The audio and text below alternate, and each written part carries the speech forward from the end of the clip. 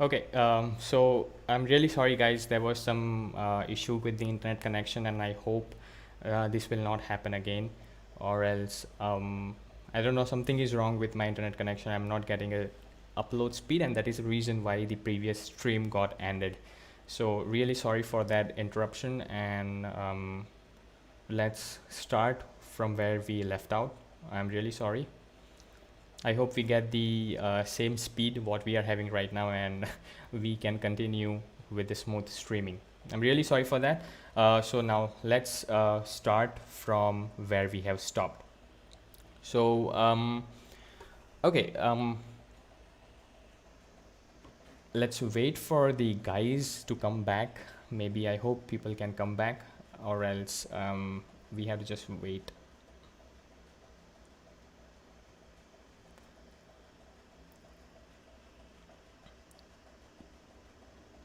Okay, so let's start from where we left out. Okay, so we were talking about the dependencies and their dependencies. I really don't know where the stream got ended, for like exactly from where the stream got ended, but yeah, today we are going to talk about Hive and what is Hive. So why we need to use Hive is right over here. The Hive is fast, enjoyable, and secured NoSQL database, right? So if you want to store your data for offline usage, or maybe for some reason, you can easily use Hive.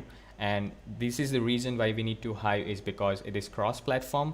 Once you write your code on for one time, you can use that same code on mobile, desktop, and browser, right? We have a great performance. We have a benchmark for that. For 1,000 read and writes, you can see Hive will be doing the iterations with 0 ms, which is no time, and for 1,000 write iterations it will do the same. So they both are taking same time, but right over here, if we compare our SQLite and shared preference, there is a performance issue which takes more time for write operations, and even the SQLite takes same time for read operations, right? So this is the reason why we need to use Hive.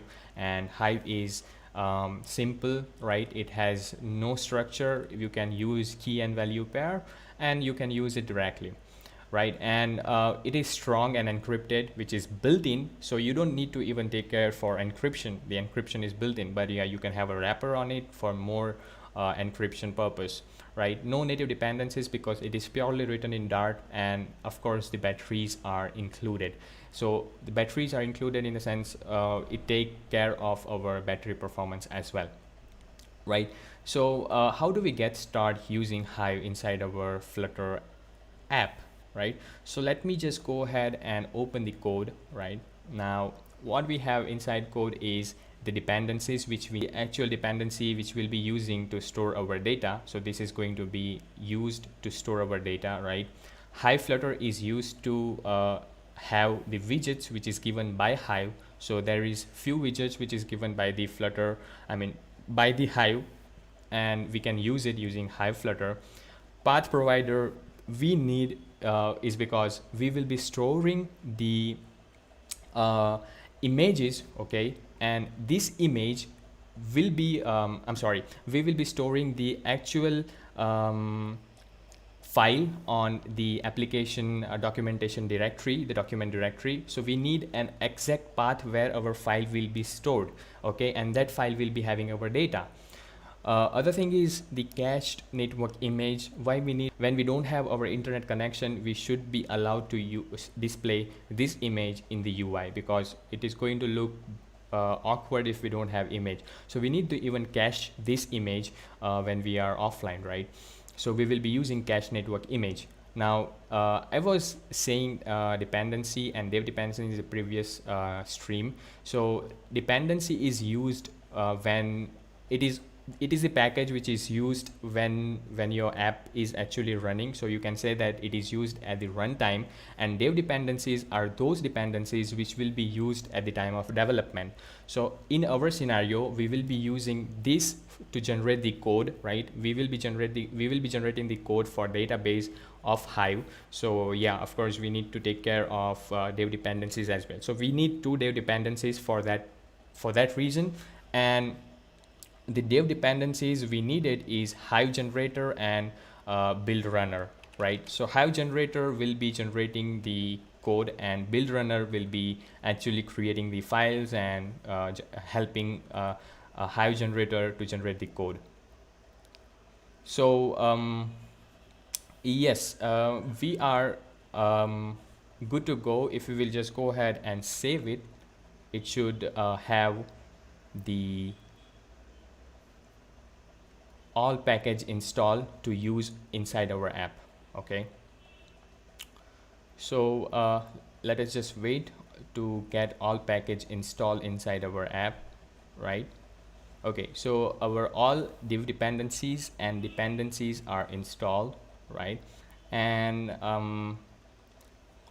what we can do is, very first thing, we should go inside our models, right?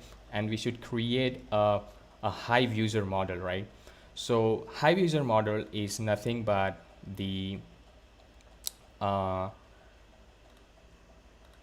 okay, so Hive user model is going to store the data of the users, okay? And those user data are right over here, the first name, last name, email, and the image, right? So what we can do is we can have so Shatish, I'm really sorry. What happened was I'm having a bad connection, maybe a bad speed. So the stream is not able to pick up, and because of that, I lost you guys, and even we lost the audience as well. So I'm really sorry for that. And we are continuing again. Okay. So yeah, let's continue. So first thing what we need to have is we need to have a model, right? And we are going to create a new file, and that file we are going to call it as Hive user model dot dart, right? So now we need to store all this stuff, right? The user image, last name, first name, and email. So that is what we are going to create one class. So first I'm going to use import, and that is going to import our Hive package, right? So that Hive package is going to be used for generating our Hive type. So I'm not getting access to the Hive. Let me just take a look. Do I have Hive installed? It should be installed, because in pubspec.yaml I have it right over here. Yeah. Thanks a lot, Satish, for understanding, and I hope we don't have that issue again. Okay, so let us just try to import Hive, and I guess we will get an access to the Hive now. Yes, we have. So I have access to the Hive. Now what I'm going to do is I'm going to write this part, and the part is used to generate a file, right? And it will generate one file which will be doing or which will be interacting with our database, right? So you need to take care of the name of that file, right? So whatever the name you are giving for this file, right, that is Hive user model, it should have a same name with one G extension on it, right? So what I'm going to do is Hive user model dot G dot dart. So what this will say is, when I'm going to run one command to generate a file, this will generate a file. This G extension is used to generate a file. So right now we don't have this file, so of course it is going to give an error. So let's comment it down for a better code structure. Now I'm going to create one Hive object, so I need to annote that class with a Hive type. So I'm going to say Hive type, right? And this Hive type is going to have one type ID, and I'm going to say this ID as 0, right? So we need to annote our type, because we are actually working with the Hive, and this class is going to be of type Hive user, and this class is going to have all the members, that is first name, last name. So I'm going to copy this from my data right over here, and it is going to come right over here.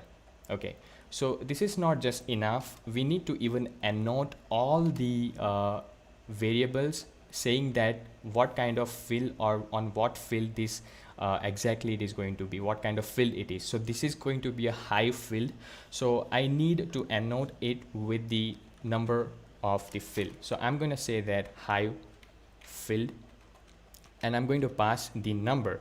So this is going to be at 0, right? In the same way, my email is going to be at 1. So we are just annotating this to say our Hive that this is a Hive field, right? And even for first name, even for last name, and even for our avatar. But you need to change the numbers, because our Hive is going to be, our email is going to be at 1 and 2 and 3 and 4, right? So this will create a Hive field when we generate this file, right? Which file? This one, right? Hive user model.g. So this file will be generated automatically with a command. So what you need to do is, very first thing is right over here, first we need a constructor, of course, so that we can store our data, we can use it, and we can initialize our data inside our Hive. So a Hive user model constructor we need. So we are going to use a constructor over here, and we are going to pass in this dot id, then this dot avatar, this dot email, this dot first name, and this dot last name. So now our constructor is ready. We can easily use that constructor, and yes, we are ready to generate this file. So now I have to generate this file. So what Hive will do, it will look for these annotations, right? And it will find this part, and it will generate that file, right? So for that, we need one command to generate this file. So for that reason, what I'm going to do is I'm going to use one command, right? So just a second, let me just get a tool over here. So that command, to be frank, I don't remember the command, so of course I need to copy and paste that command. So first thing, I'll bring in my correct repository, Flutter correct repository. So what I'm gonna do is I'm gonna get my terminal over here, I'm gonna paste it, I'm gonna say not. First, I will give a correct path to my Flutter bin directory, so that I'll be on the correct Flutter.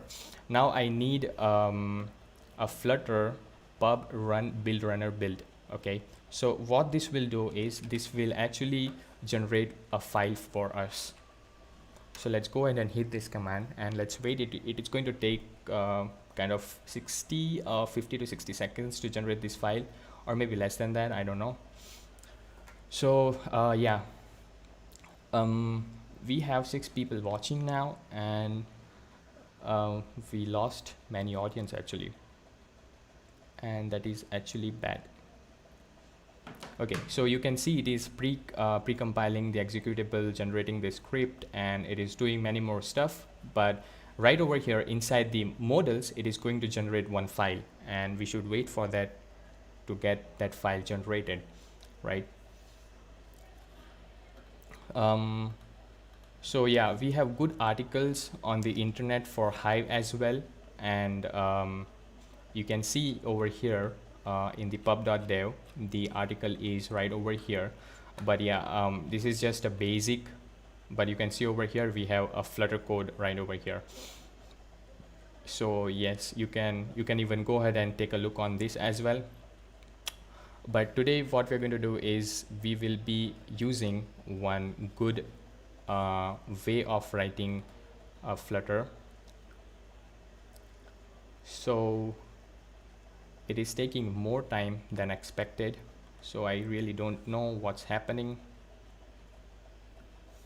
Okay, so it is saying that missing part, if I guess you'll be able to see that something is missing over here. It is complaining about the missing part hive user model dot g dot dart. So did we messed up with something?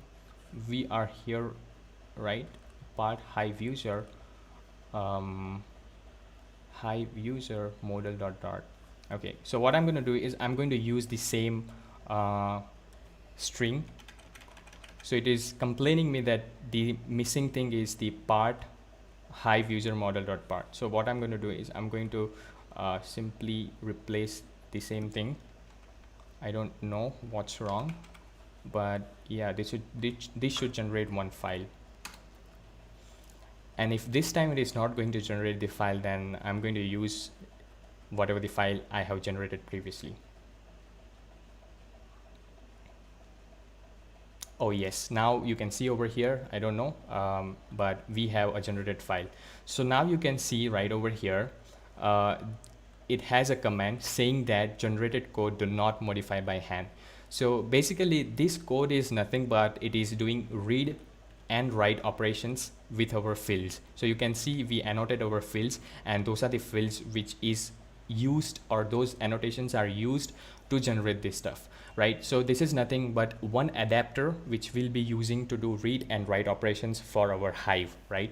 So what we did till now is we created one file called hive user model dot dart, right? We created one class for the information which we need to store inside hive, and we annotated that hive with the field numbers, right? And then we created one constructor, and that constructor includes all the variables which we declared above.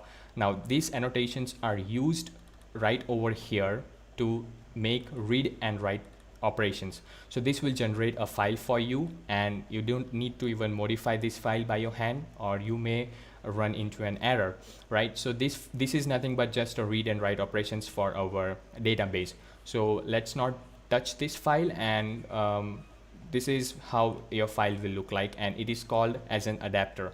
So the class which is created automatically is hive user adapter, right? Okay, so now we are ready to use our hive inside our UI. So what I'm going to do is I'm going to go directly into my user list, not over here, user view, right over here.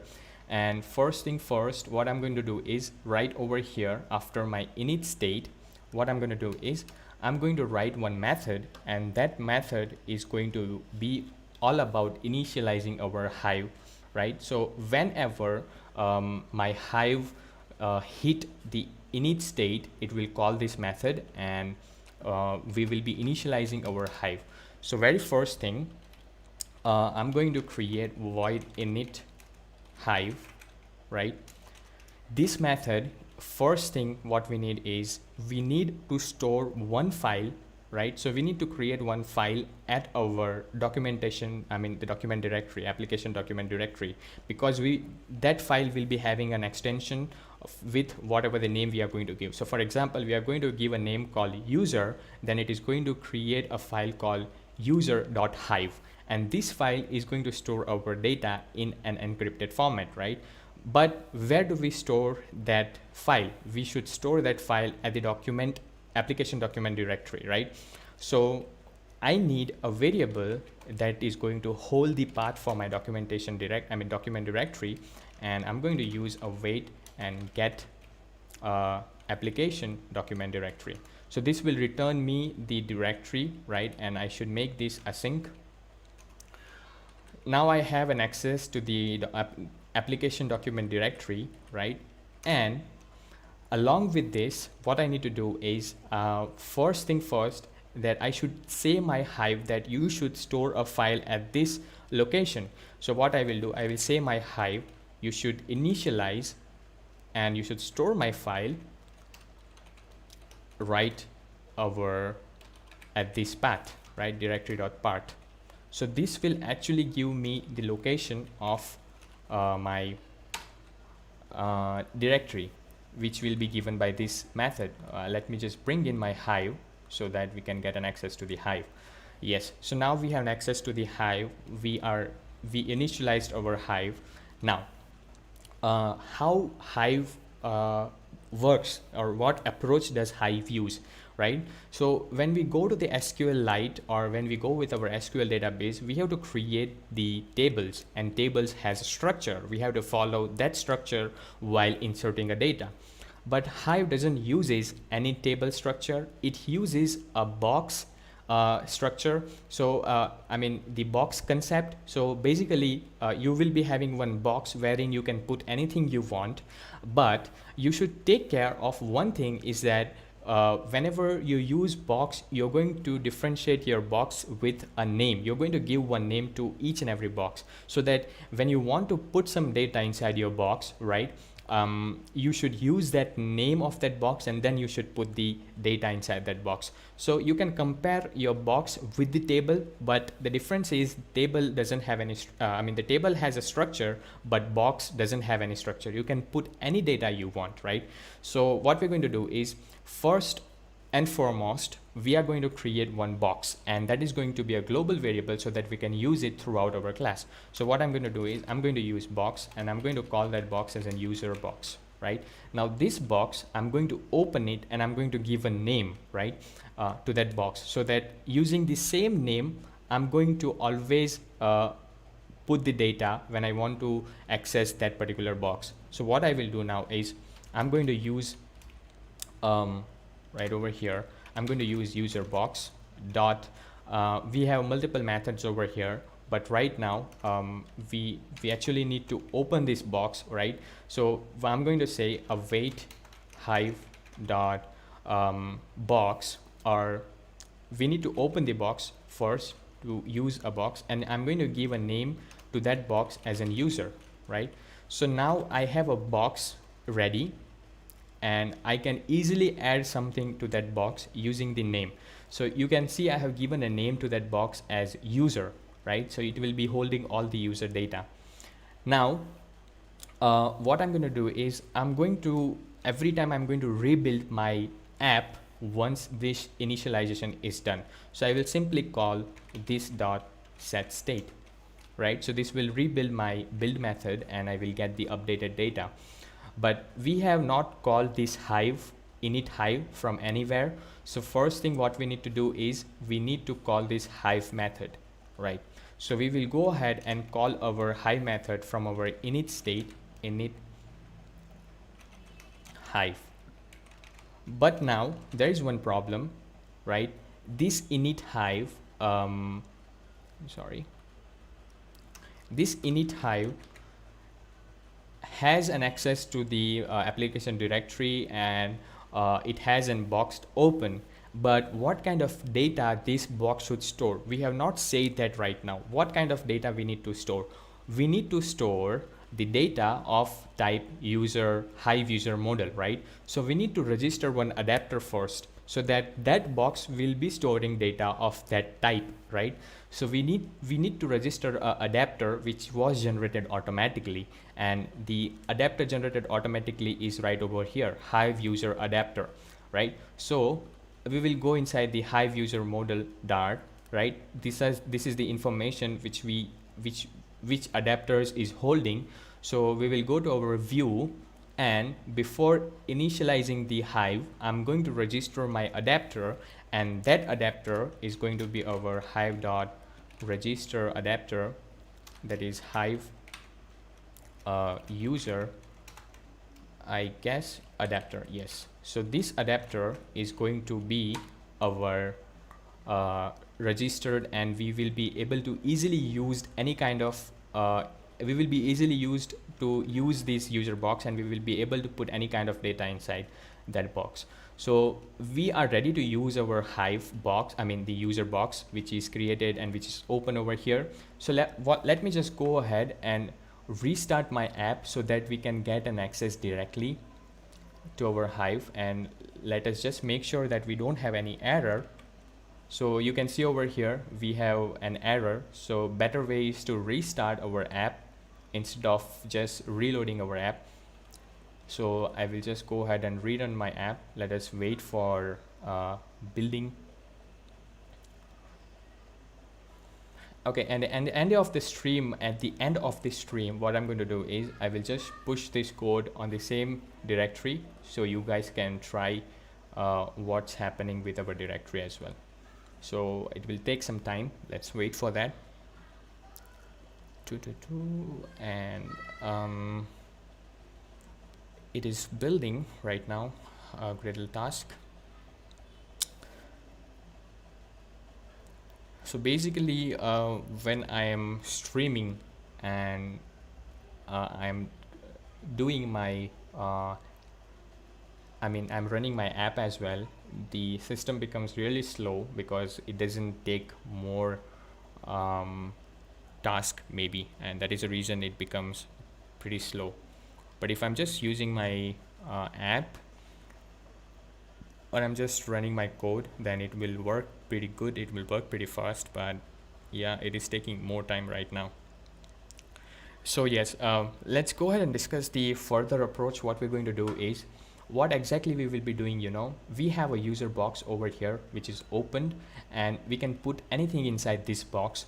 So when we are having a data inside of our status complete, we are going to put some data inside that, right?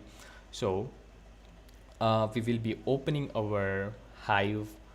I hope we should not get any error, and let us wait. It is just synchronizing the files, and let's wait.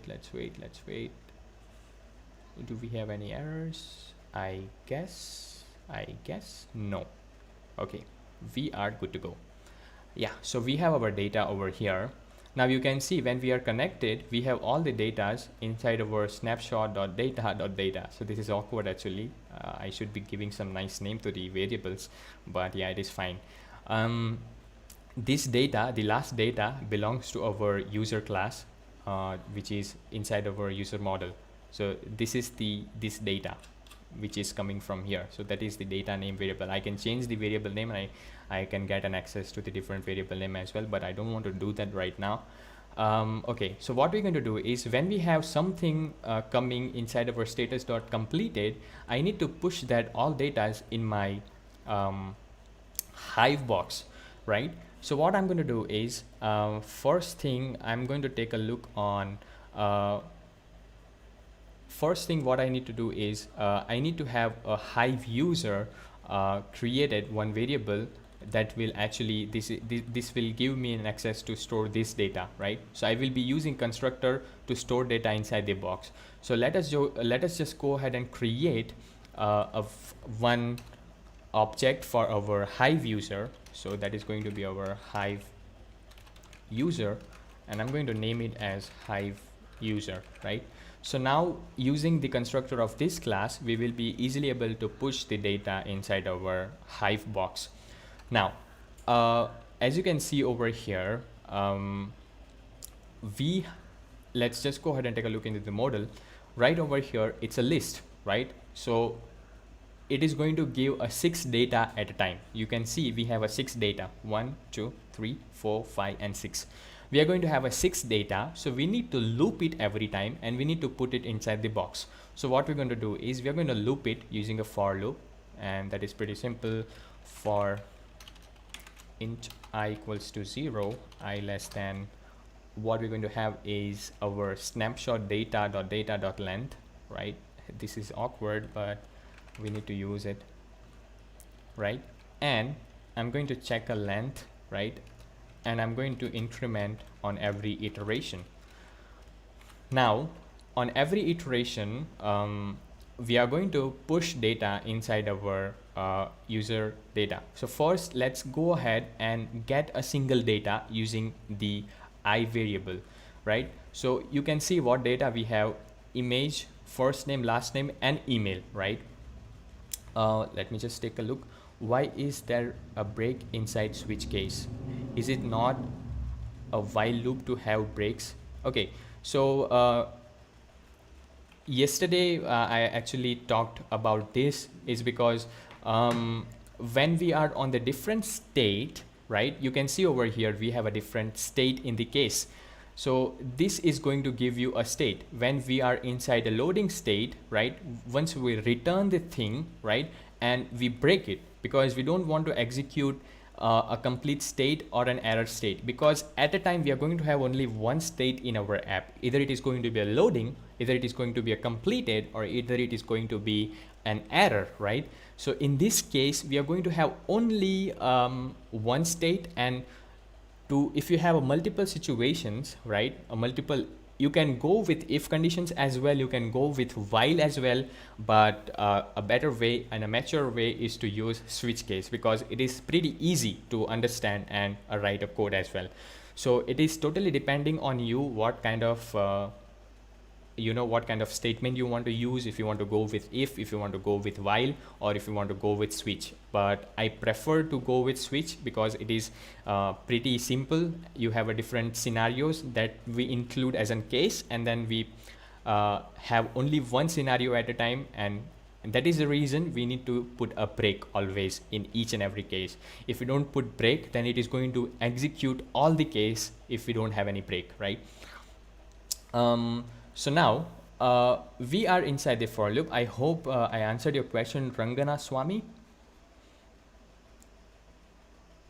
Okay, so now what we're going to do is we are going to get the access to this data. So what I will do, I will create an object of a data class, and I'm going to call it as a data, and I'm going to take one data from our snapshot every time, right? So on every iteration, I'm going to have a single data, and which will be stored inside this, right? So first time we'll be going to get this George guy, then we're going to get this Janet, then we are going to get Emma, then we are going to get Eve, so and so on, right? So every time we will be having an instance of data class. Now we need to push this data inside our box. So what we're going to do is we are going to use user box dot add, and we are going to put data inside that, right? So this will add some stuff directly inside our data. Or else what we are missing over here is, instead of putting this data directly, we need to use this adapter, right? Because this is going to have operations on our read and write operations on our adapter. So better to use that adapter directly instead of putting this data. So what we're going to do is before adding a data, we will be using this Hive user that is right over here. We will be using this constructor to add our data. So we will go to our view, and we will use Hive user, that is our Hive user, Hive user equals to yeah, I'm getting a question. Let me just, break is weird inside switch case in other programming language. That is how it is programmed to execute switch case. I don't know how it is in that though. I guess no, break is not and I mean I wouldn't say that break is awkward in a switch case, because if you just read some good books, the switch case, I do remember when I was learning programming, I learned this into C language, and yeah, it is good to have, it's a good practice to have break statement in each and every case. So yeah, that's what I have learned, and yeah, I have even seen manywhere that using a break in each case, it's a good way of programming. So yeah, we are going to use Hive user. Hive user, right? And right over here we have ID that is coming from our data, so I'll be using data.id. right now I'll be using data.avatar. Let me just bring it down. I'll be using data.email, right? In the same way I'll be using data.firstname, and I'll be using data.lastname. right now we have data from our Hive user, and we need to push it into our box. So now what we will do, we will use user box dot add, and we are going to have our Hive user instead of data. So this Hive user is going to have inside our box adapter. So now what we're going to do is we are going to put a breakpoint and see what we have for this piece of statement, right? So let me put a statement break statement over here, right, and break statement over here, and let's try to debug. I'm going to rebuild my app. That will actually stop when we hit this part, right? Okay, so right over here, so you can see right now, let me just open the debugger. So right now you can see we are on the 0th iteration and we have nothing in our data. Let us just initialize our data to get the data. So now you can see we have an instance of data which is holding the value of avatar, email, first name, last name. So you can see right over here we have an avatar, we have a George email ID, we have a first name, last name, and its ID, right? So now you can see over here we have inside one single user inside the data. Now we will use that data.id. So you can see over here we have one, then we have an avatar URL, then we have an email, right? And we have first name and we have last name as well. So now we will initialize it using our constructor, and let's try to add inside our, so this is initializing. Okay, so here we are inside our Hive user. So we have a Hive user same as our data, and we will see what our user box look like. So you need to see this actually, okay? So if you will take a look on the instance of user box right over here, right, you can see we have name of that box as user. You remember, right? On the topmost, we created a box with the name as user. So we have a name of that box as user, and where exactly it is stored. It is stored right over here. You can see. Okay. So I'm not able to get the exact. Okay. Okay, over here you can see we have an app Flutter directory, and inside that we have user.hive, and it is already having 18 datas inside our box. So when I was preparing this tutorial, or when I was writing this stuff, it was already having some data inside the same location, right? So what we can do is to have only the data which is coming right now. What I'm going to do is I'm going to stop debugging my app, right? I'm going to remove the debugger points, and I'm going to change the box name. I will change the box name to the user new. I will reload my app and see how many numbers of data we are going to get. Right now we are having 18 datas. So maybe previously I have run my app, and that is the reason we are having that data. So now we should be having a 12 data because it is already stored inside our user box because we removed the debugger point, right? So let me just go ahead and reload again. So right now we'll be having a 12 total datas if you'll just take a look on the length, right? So you can see, oops, what's wrong? It is showing a length as well as in string. So maybe something wrong. Let us just see. So you can see we have 7 now. I will execute one more time. We will have 9 now. Yes, I will execute 2 more time. We will be having 11, and this is going to be a last, right? So now we have 12 data stored inside our box, right? Now what I need to do is when we have an error, right, I will be reading this box to display those data. But first thing first, what we need to do is we need to cache this image as well, right?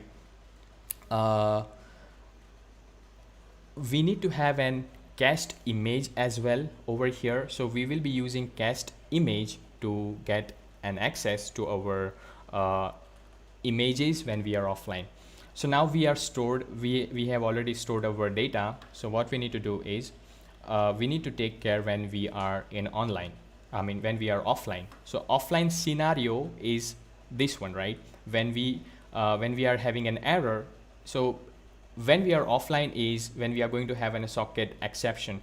So if you will just go to our API base inside our helper, right? when we are not connected to the internet, it is going to give me an socket exception. So that is a case of error. So what we're going to do is inside our error, instead of showing a message that you are having an error, we will be showing the data which is been stored inside our box. So what we will do, first and foremost, we will just get rid of this statement, right? And we will try to have an if condition, right? So you need to always check whether you have something inside on in user box or not. So if you try to run your app when your user box is null, you're going to get an error. So you need to add some type checks over here. When your user box is not equal to null, right, at that specific time only you should execute that statements, right?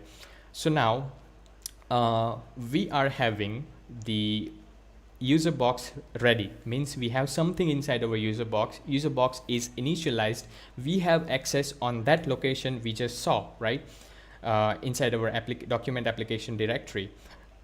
Now we are going to use a watch box builder, which is given by Hive Flutter widget, right? It's a widget given by a Hive, and we called it as in watch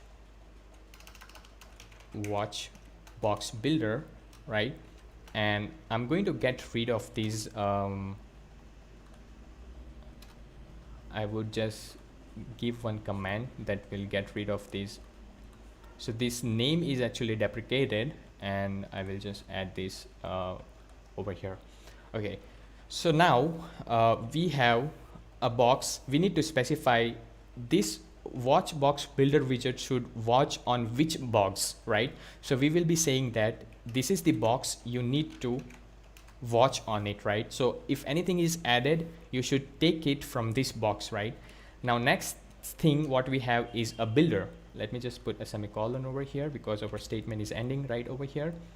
Now we need to have a builder over here, and this builder is going to have a context as we have from other builders as well, and a box, right? So this is the box which we just assigned over here, and we need to return the same list what we have right now. But before that, we need to access the data from the box, right? So we are storing inside a string, so we need to have a map of dynamic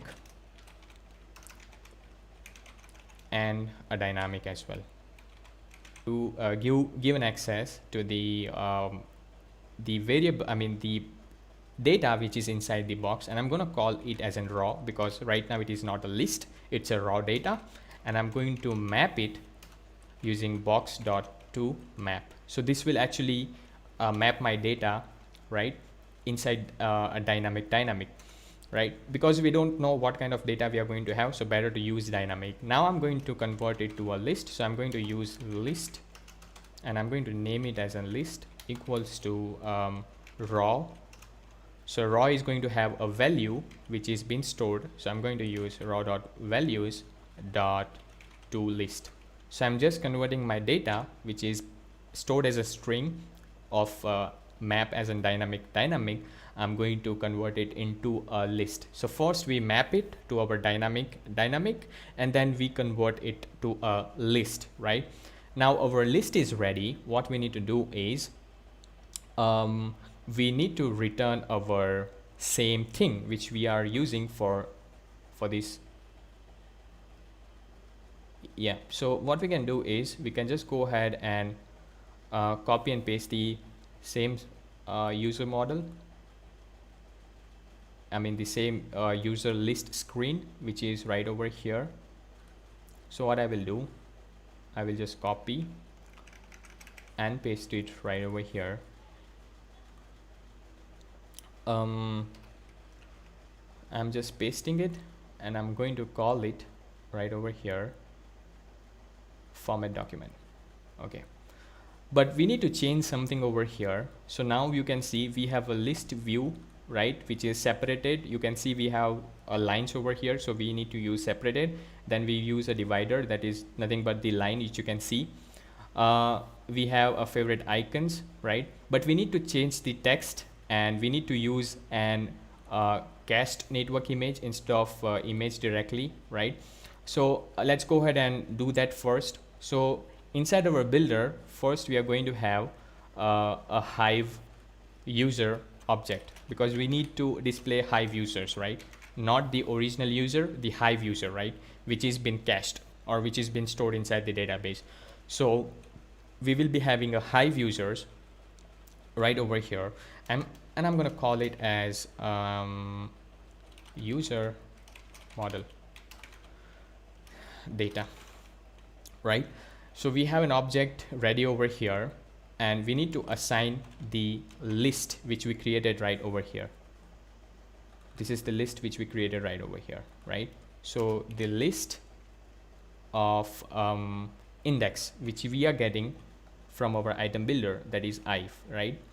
So every time again we'll be having a one data which will be read from the box. First we were reading from the data coming from the internet and then putting into the box, but now we are reading data from the box and displaying to the UI, right? So we are reading the data every time when we read the box. Let me just put the semicolon so we don't have an error. Now I'll be using this user model data to display everywhere. So I will use it right over here. I will use it right over here, right? I will use it for email as well, and cool. And I need a cache network image as well right over here. So what I'm going to do is I'm going to directly use the cache network image instead of using an image. I'm going to get rid of this, right? And I'll just copy and paste, because a cache network image is pretty simple.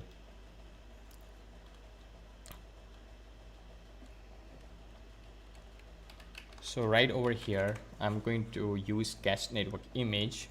I may get an error, but I have one over here, and clipRect is getting ended over here.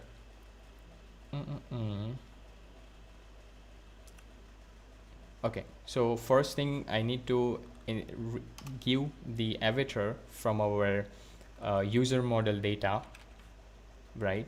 I will bring in my cache network image automatically. So I bring in my cache network image. Now maybe I'm having clipRect extra over here. Let me just get rid of that. Oh no, it is correct.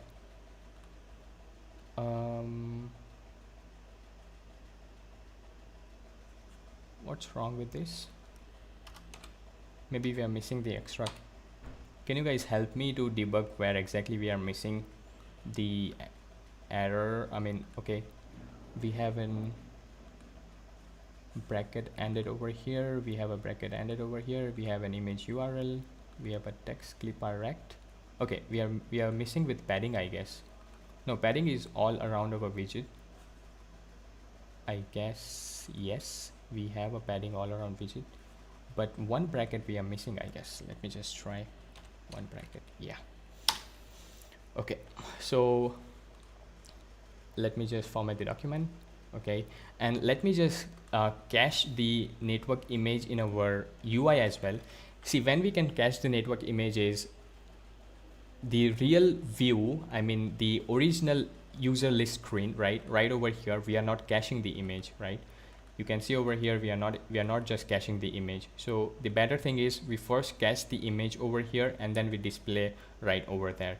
So what I'm going to do is I'm going to get rid of this image, right, and I'm going to paste it right over here. I'm going to bring in my network image over here, and instead of this I'm going to use list of avatar, right? So now if I just go ahead, rerun my app, now you can see I have a loader before it cached the image.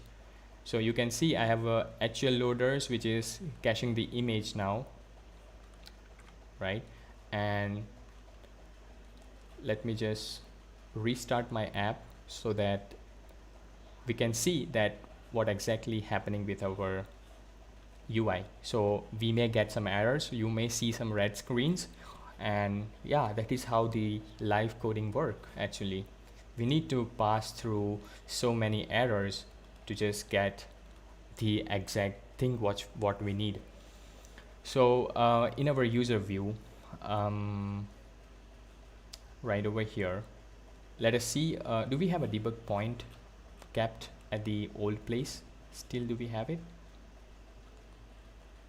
So right now, I guess we'll be having 18 datas. Yeah, we will be having in total 18 datas inside our Hive. So here we have a small bug is that whenever we will be having a data, it will be always adding the data. So first time when this got executed, if it is empty, it is going to add 6 data. Now on very next time also, it is not going to check whether it is having data or not. It will just add that data. So it is going to add 6 more data. So every time it is going to add some data, that is going to be like every time 6 more data will be added, and that is bad. But we can give some if conditions over here, and we can check if there is no data inside our box, then only we should add, or if we have a data at that time we should not add. But yeah, in that scenario also we need to take care that the last data, right, the last data whatever coming from the internet should be really the added, right? Okay, so now right now we have our internet connection and we have the data added inside our box, but you can see over here we are missing with the return statement. Is that so? Let me just go ahead and give the return over here. Yep. Now if our user box is not there, right, if our user box is not null, I mean if it is reading, at that time we need to even show some message instead of just showing a blank screen. So what we will do, we will just go ahead and give a simple center. It should actually use return statement, return center, and this center is going to be child circular progress indicator. Okay, so let's cross the finger, let's go offline and see what we have. I hope we should not see the red screen. We have not seen the red screen till now because I'm so scared to see the red screens. Let's go offline and check what we have. So I'm gonna go ahead and turn off my internet. We should be getting 18 datas. Oops, I'm sorry. We should be getting 18 datas total because there are total 18 data stored inside in it, right? So we have a mobile data on and roaming also. I don't know why I'll always turn off the roaming. I don't know. Okay, maybe it's a habit. So let's go back to our app. Let's rebuild and see what we have. Fingers are crossed. We have a circular indicator and you can see we are reading the data from the box. So you can see the box are having total 18 datas, and even though we are offline, we are getting all the datas, right, with the image. So yeah, this is good actually. We are able to cache the image as well. We are offline, still we have the data. Yep. So yeah, kudos to me. Okay, but there is a problem over here is we are having a repetitive data always. It is just storing all the datas, and that is a bad practice. So how do we do that actually? So let's see the difference. Okay, how we're going to see the difference is I'm going to change the page number to get a different 6 more data. So what I'm going to do is I'm going to go back online, right, and let's try to get different datas of user, right, and okay, let me just go back online, and what I'm going to do is I'm going to change the page number from my repository, right? So right now we have page number 1. I'm going to change to a page number 2 so that I'll get a different data. I will reload my app. So this should show the fetching data first, and then it should get the data from the internet. The new data it should get. It should not get the same users. It should get a different data. So you can see we have a different users now. We have a Michael, we have a Lindsay, and blah blah blah. I don't know. So we have a different users. So let's see what if these users are cached inside our box. I mean inside our box or not, and these users are also should be there in the same box. So we will be having this data as well as the previously loaded data. So what I'm going to do is I'm going to go back offline and see what I'm going to have. Right over here, let's go back to our app, right? And instead of these 6 users, we are going to have plus 6, this 6 plus those 18, right? So let's rebuild and see what we're gonna have. I'm definitely sure we are going to have this data as well. I hope we are going to have a loading screen, right? And let's check at the end, do we have those users? Yes, you can see we have those users. So now the problem is we are always putting the data when we are online, but that should not be the case actually. We should actually clear the box first, something like that, and then we can have the data cached again. So we are going to only have latest data all the time, right? So the lastly loaded data when we are online, only those 6 data is going to be there. So how we can do that is I have really not practiced that, and I don't know whether I'll be able to do that or not, but let's go ahead and try it. Okay, so inside our user view, because we have a time, this session is for till 6, we have a half an hour, so we can play with it. So yeah, now you can see the red screen actually. Let us see what we have. So we are inside of our watchbox builder, and before we add our data inside our status.complete, we need to check whether we have a data inside our box or not. So okay, what we will do, we will blindly clean our box first. So let us just go ahead and use my user box dot clear or clean, something like that. Okay, and then let me print the user box and see what I have. Or is it good to print the user box? I would like to print the length of that user box so that we will get to know how much data we have. Okay, but before that I need to go online, because if we are not online, we will go into the status.error case, not into the status.complete. Yep. So let me just go online. Okay, let me just rebuild my app. I'm sorry, I didn't go back. Let me just go back to my app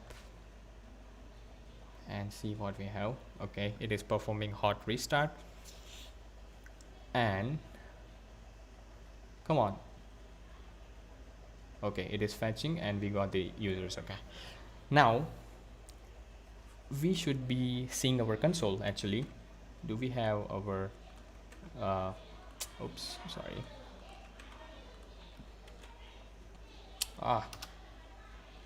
What's the shortcut for getting an, yeah, it's a control.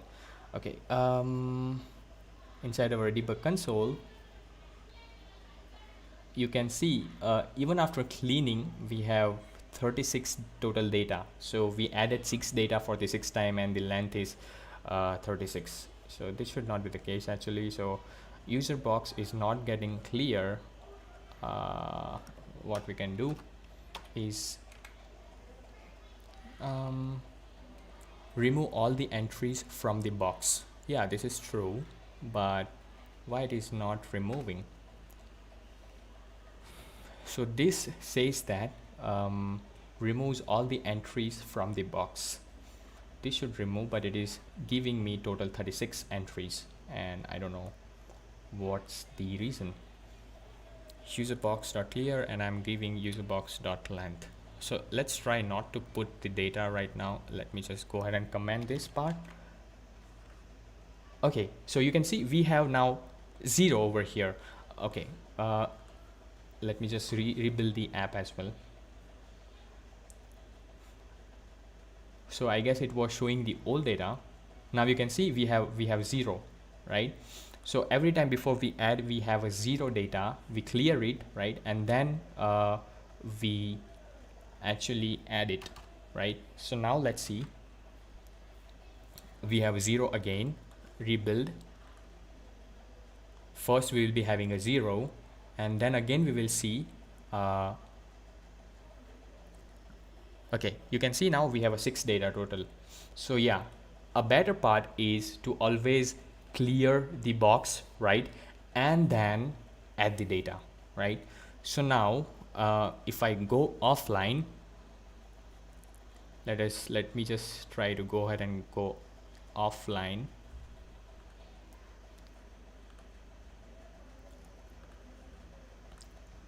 And rebuild my app. It is performing hot restart, synchronizing the files, performing hot restart, and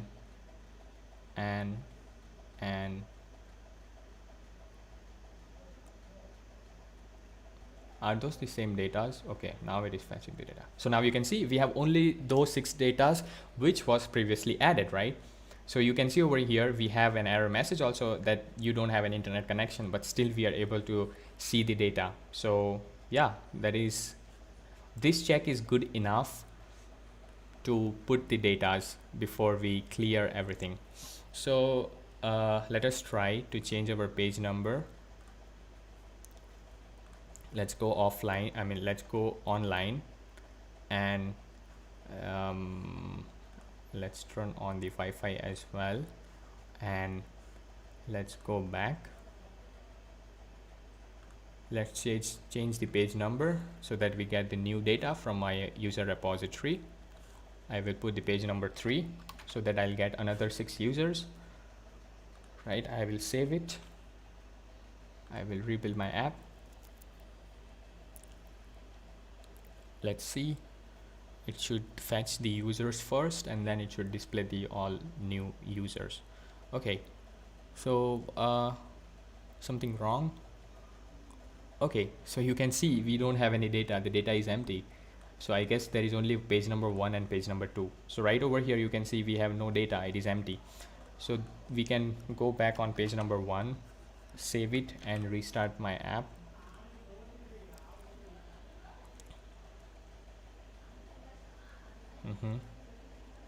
It should fetch the users now. Yeah. So now we have the data. You can see over here it was empty before, but now we have a data, right? Okay, now we should have only these 6 data if we go offline. Let's see what we have. We should go offline and reload. I'm sorry, we should go inside the mobile network. Yep, and come back to our app. Restart. Performing hot restart. It should fetch the datas.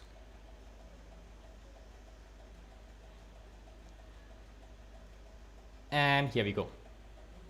We did it.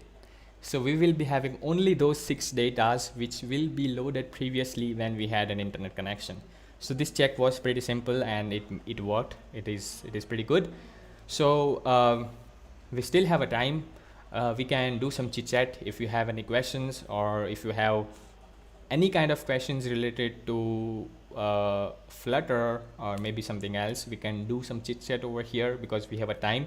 And I guess today is the last session on JDG Bangalore for Flutter. So yeah, I would really thank to the GDG team and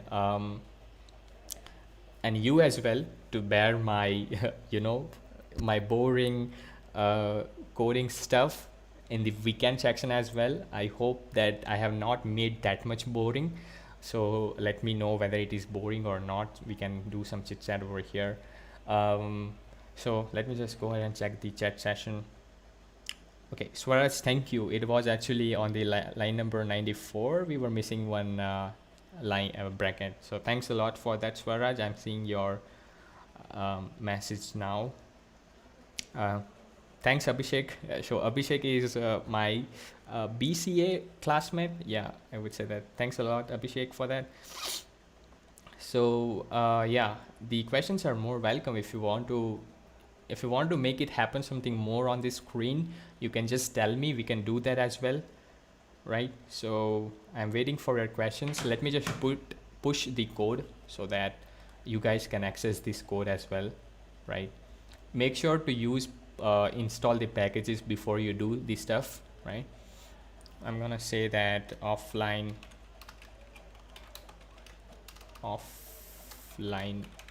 usage added, and I'm gonna push it. If I just go ahead and take a look, it should have the repository repo.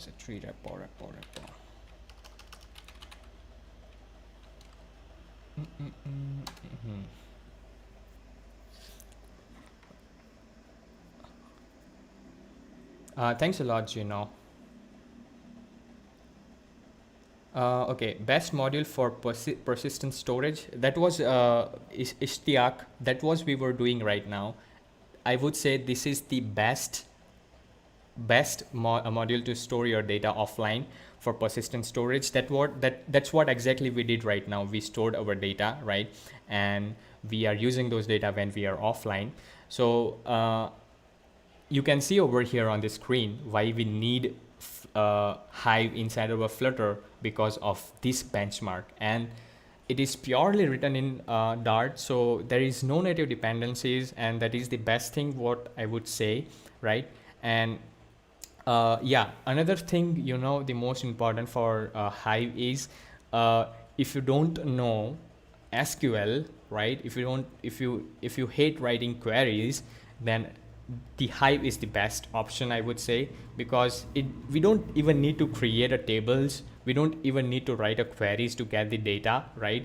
You can see over here inside of our code, we are storing the user data. If we were using SQL, we could have written the create statement first, then we could have written the insert queries first, then we could have write the select query to get the data, and that is way more code.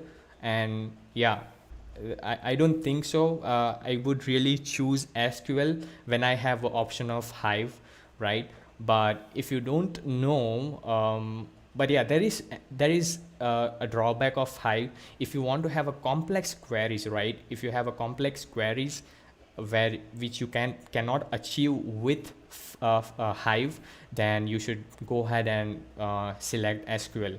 So there might be a possibility for your application where you need to write a complex queries at that specific time. Hive doesn't serve your purpose. At that specific time, you should go with the SQL, right? So yeah, I would say the best persistent module, persist data from storing the data inside our app is Hive.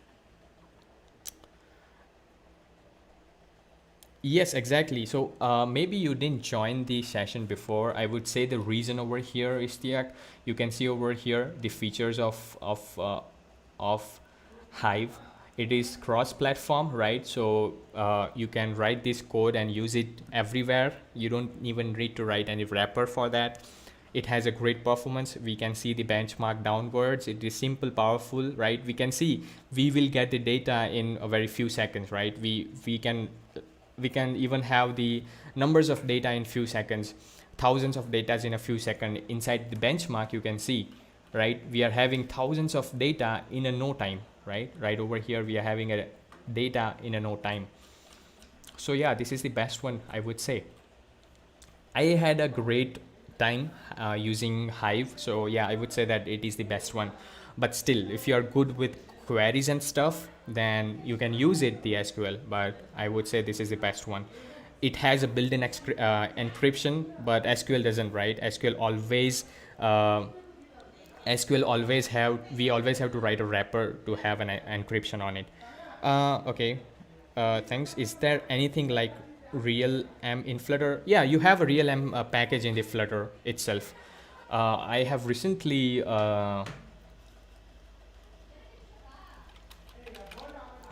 I would just share that actually real M in relam. We call it as a relam, sorry. Relam in Flutter. So they have developed the package, but I don't think so it is that much mature. Relam in Flutter. So right over here, we have a package. You can see over here, it has a 70% popularities and it has a 15 like, but it is not more popular. But yeah, you can take a look on this as well. We have another as well. You can just go ahead and search it. I don't think so. This is more popular. This is not given by Relam because only 33% popularity. So I don't think so. This is the good one. But yeah, the Flutter Relam is the good one. You can just go ahead and take a look over here. To develop Flutter code in VS Code, do we need extensions in VS Code? Yes. So I will help you over here. If you will just take a look, to develop a Flutter app inside VS Code, we need these extensions. That is Dart, right? That is already installed right over here. You can see this is already installed. We need Dart and we need Flutter, right? Once this is installed, you can write the apps inside your VS Code, right? If these both are installed, you can go to the view, you can go to the command palette, right? And inside command palette, you will get all the Flutter. You can just go ahead and write the Flutter and it will give whatever the thing you can do with the Flutter. You can create a new project, you can create a change, you can just change the SDK, you can clean the project, you can get the packages. So yeah, this two package is important to get the Flutter work. Okay, thanks a lot Ishtiaq for asking me this question. Yes, we need to install the extension for the Flutter and Dart as well. So thanks Swaraj for helping Satish. Do we have any more questions or shall we wrap up the session? Let me know in the comment section that we don't have any more questions and we can go ahead and wrap up the session. And yeah, finally, I would like to shout out for my own channel. I got one channel. You can just go ahead and check it out. You will most probably you will find the link into the description of previous video as well, or maybe in this video as well. So yeah, just go ahead and check it out. Maybe if you're a beginner, you can really go ahead and learn building a UIs on that channel. I produce videos on building the UIs. So yeah, you can just go ahead and take a look on that. So let me know that we are done. You guys are done with the questions, and we will just go ahead and wrap up the session today. Thanks a lot, Satish. So are we done? Let me just guys, everyone just go ahead and type it that we are done, so that we can wrap up the session. And if you have any questions, just of course you can ask. So let just go ahead and type that done. I will just go ahead and wrap up the session. I would say, do you think Flutter is good enough for a full-blown app or just a UI toolkit? Okay, so you need to understand one thing. Okay, see, the Flutter team actually itself says that it's a UI toolkit, right? But actually it serves your all purpose because you have everything in hand, right? You can use it along with the backend, right? So right now we don't have any backend directly into the Dart, but most probably every website or any other Flutter app, they always separate their front end and their back end. They would write their back end into the Django, or maybe they write their back end into the Node, right? And then they have their UI framework separated, right? So yeah, Flutter is all about painting things on the screen, right? And moreover, you can do more things if we have a package, right? For example, we can store the data. We can have the actual database using a Flutter package, right? So yeah, if you, I would say that Flutter serve the purpose in all the way, whatever the app you want to make, right? You can develop those kind of app in Flutter. It will serve the purpose in each and every situation. But yeah, deep down you have to think when you want to develop any kind of app, that what is your requirement and will Flutter do that. But 90% of the time I would say that Flutter will do and serve your purpose. But yeah, again, it depends on your requirement, what kind of requirement you got at that time. You may need to go with the native app development, maybe with Android or iOS, depending on your requirement, because native is always best. And I would say that Flutter is also going to be a native soon. Once we get a Fuchsia OS, Flutter is going to be a native development for that OS, right? So we got enough time to learn Flutter and to become a native developer for Fuchsia, right? So it is coming up very soon, and we are going to be a native developer. If you're a Flutter developer, then you will become a native developer for Fuchsia, right? So I can see the done. Will there be a Flutter web tutorial soon? The Flutter web is still getting ready, right? And it will take some time, but yeah, you can find the tutorial soon. Once still it is in beta, but once we get the stable version, you will get a lot of tutorials for web as well. But still you will find many tutorials on for web, and it is actually you can have a good tutorials as well. But you will face more issues right in the web right now. You may find some lag as well, but yeah, we are getting a better version on every release, and we hope that we will get the stable version soon, so that even we can have our web developed in Flutter as well. Thanks a lot, Swaraj. Okay, so I would say that thanks a lot for listening to me in this weekend, and I thanks GDG team for hosting me over here. I guess this is the second time I'm coming over here. First time we had an in-person session, and that was also an amazing session. And actually I got a feedback in that session that they need to know how actually we make an API calls in the Flutter, and that is the reason I did this session over here. So yeah, thanks a lot, and I would like to collaborate more and more and share more with other people who are going to be a good Flutter developer in the future. And yeah, thanks a lot. So I'm going to end the stream now, and a final bye to everyone. Okay, make sure if this session was good, yesterday's and today's session was good, make sure you just go ahead and hit the like button, and make sure you can subscribe this GDG channel as well, so that you may get more good videos on this channel in the future. Okay, thanks a lot. Thanks a lot for nice questions as well. So I'm going to wrap up this session. I'm going to end this stream, and really sorry for the previous stream. I don't know what was wrong with that, but yeah, I'm going to end now. Bye-bye, take care, and you can see me on my channel. Yeah, actually I have a Discord group as well. You can go ahead and check my videos. You can join the Discord as well, so that you guys can directly communicate with me if you have any problem in your Flutter, and if you want any information on Flutter. So just go ahead and check out my channel. I guess the previous video, the last video which I uploaded, in that there is a Discord channel open for you guys. You can go ahead and join me. Thanks a lot. Bye bye. And final, this is a bye to you guys, and see you soon, maybe on my channel or maybe over here, I don't know, but I will see you soon. Bye bye, take care. I won't say that have a great weekend, because weekend is almost over, and I'm sorry for that.